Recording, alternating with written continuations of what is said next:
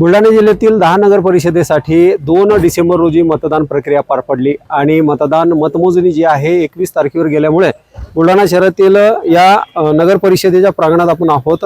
मोठा पोलीस बंदोबस्त जो आहे तो या ठिकाणी तैनात करण्यात आलेला आहे।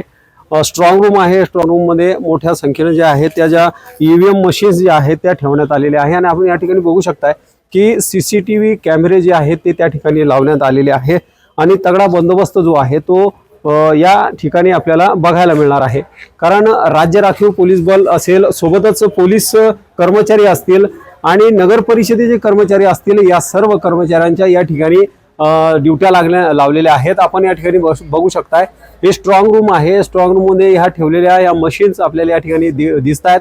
आतमध्ये राज्य राखीव बलाचे पोलीस कर्मचारी आहेत, तर बाहेर जे आहेत पोलीस दलाचे कर्मचारी आहेत आणि अधिकारी देखील दिवसा या ठिकाणी असतात। त्याचबरोबर जे नगरपालिकेचे कर्मचारी आहेत त्यांची देखील रात्रपाळी जी आहे ती या ठिकाणी लावण्यात आलेली आहे।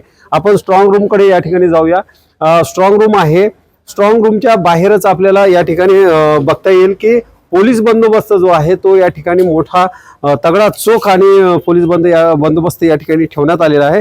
कारण बुलढाणा शहरामध्ये आमदार संजय गायकवाड यांच्या पत्नी पूजाताई गायकवाड आणि भाजपाचे जिल्हा अध्यक्ष माजी आमदार विजयराज शिंदे यांच्या पत्नी अर्पिता शिंदे, त्याचबरोबर काँग्रेसच्या दत्ता काकस यांच्या पत्नी लक्ष्मीताई काकस ही लढत जी आहे ती तिरंगी लढत या ठिकाणी बघायला मिळते।